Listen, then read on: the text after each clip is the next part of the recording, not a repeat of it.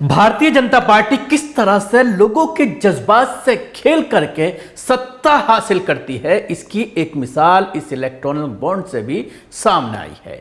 गाय को भारतीय जनता पार्टी जिस तरह से गाय की राजनीति करती है, गाय माता कह करके उसको लेकर के मुसलमानों को प्रताड़ित करती है और एक तबके को मुसलमानों के खिलाफ लिंचिंग के लिए आमादा करती है।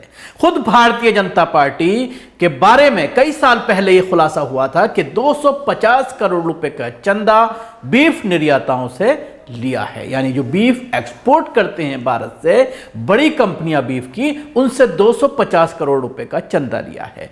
परसों जो जानकारियां सार्वजनिक हुई हैं उसके बाद एक और खुलासा हुआ है।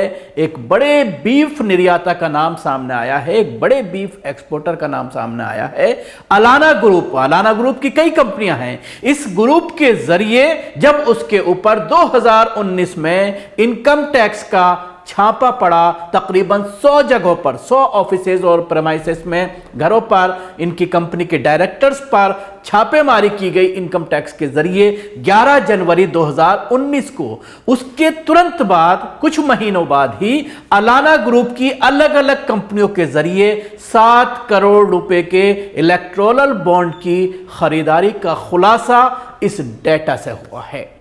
तो आप फिर अंदाजा लगाइए कि किस तरह से भारतीय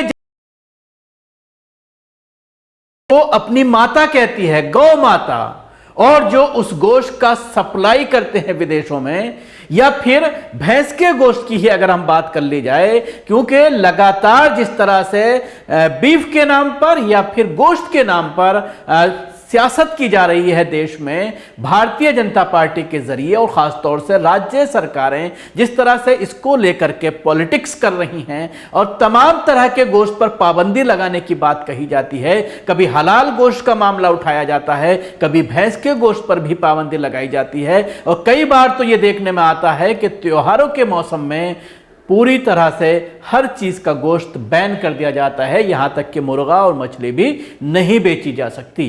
तो इन तमाम चीजों को लेकर के जो पॉलिटिक्स करती है सरकार, जो पॉलिटिक्स करती है भारतीय जनता पार्टी, जिसको माता कहती है, और उनके जरिए जो लोग कमाई कर रहे हैं, जो बड़ी कंपनियां हैं, बीफ निर्याता हैं, उनसे भी चंदा लेने से गुरेज नहीं कर रही है भारतीय जनता पार्टी। यह एक बड़ा खुलासा हुआ है अलाना ग्रुप को लेकर के, जो देश का सबसे बड़ा गोश्त निर्यातक है। भारत से सबसे ज्यादा जो गोश्त विदेशों में भेजता है वो अलाना ग्रुप है। मुंबई इनका हेड ऑफिस है। इसका यह खुलासा हुआ है कि 11 जनवरी 2019 में इनकम टैक्स ने इनके 100 से भी ज्यादा ठिकानों पर इनकम टैक्स की रेड हुई थी। उसके बाद 9 जुलाई को 1-1 करोड़ रुपए के 2 बॉन्ड खरीदे गए। 22 जनवरी 2022 को 1 करोड़ रुपए का और 9 अक्टूबर 2019 को 1 करोड़ रुपए का बॉन्ड खरीदा गया। अलग अलग कंपनियों से ये बॉन्ड खरीदे गए हैं, इनकी कई कंपनियां हैं, और फिर ये टोटल जो आंकड़ा सामने आया है डाटा को देखने के बाद, वो 7 करोड़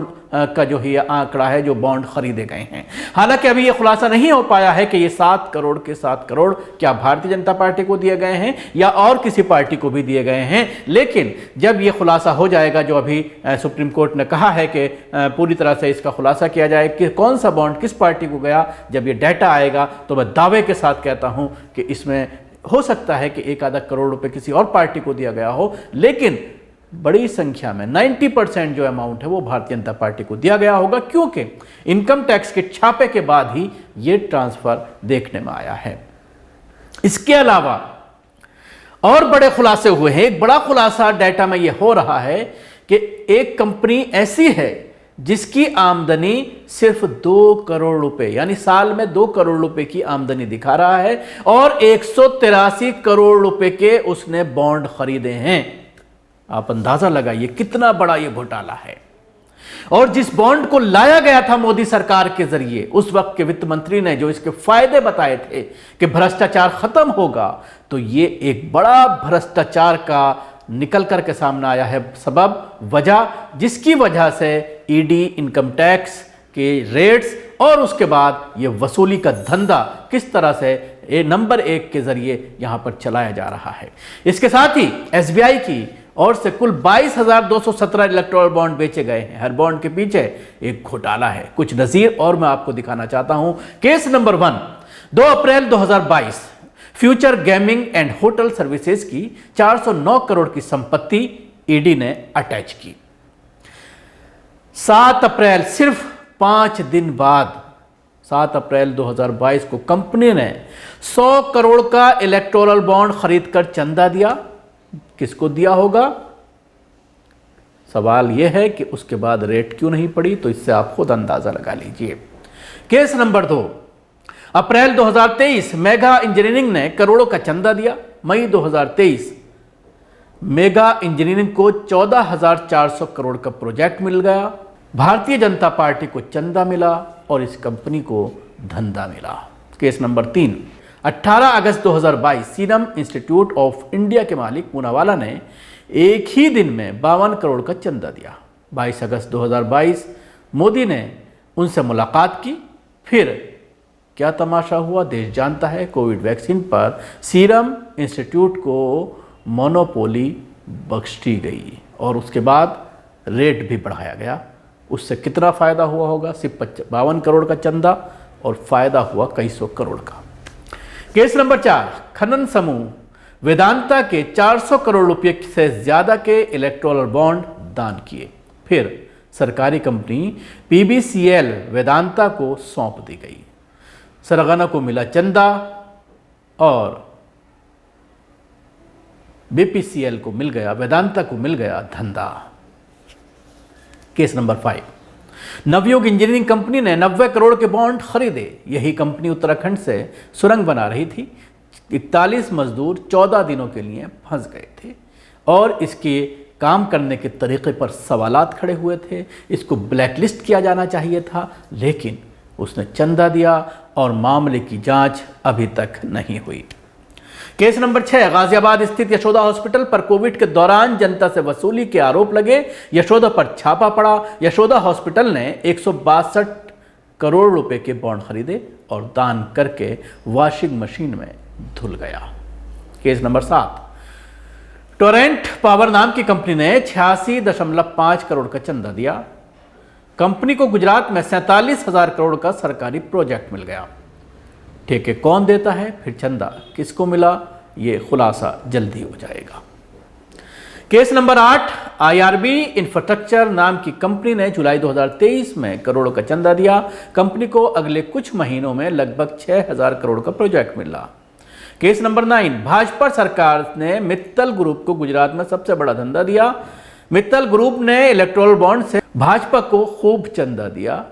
केस नंबर 10, पुलवामा हमले के बाद हब पावर कंपनी नाम की पाकिस्तानी कंपनी ने भारत में इलेक्टोरल बॉन्ड क्यों खरीदा और किसे चंदा दिया, इसकी जांच नहीं होगी, जैसे पुलवामा हमले की जांच नहीं हुई।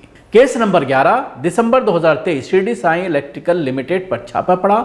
जनवरी 2024 में शिरडी साईं ने छप्पर फाड़कर चंदा दिया और फिर छापा कहाँ गया उसका कुछ पता नहीं। तो ये कुछ मिसालें हैं जो ये इस पूरे करप्शन को उजागर कर रही हैं, लेकिन उसके बावजूद अमित शाह एक जगह टीवी इंटरव्यू में ये बोलते हैं।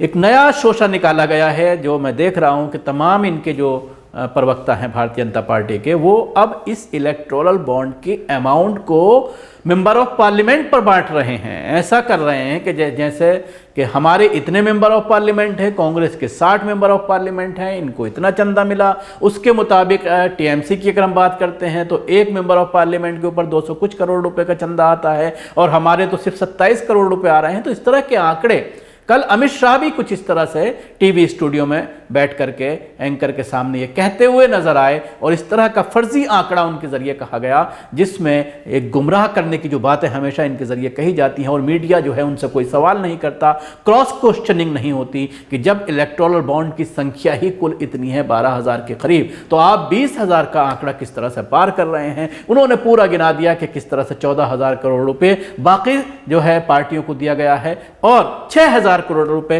भारतीय जनता पार्टी को दिया गया। हमारे इतने एमपी हैं, हमारे इतने एमएलए हैं और अगर उसको आप देख लें तो हमसे ज्यादा चंदा दूसरी पार्टियों को मिला है, जो पूरी तरह से गुमराह कुन है, जिसको लेकर आज सोशल मीडिया में सवालात खड़े हो रहे हैं।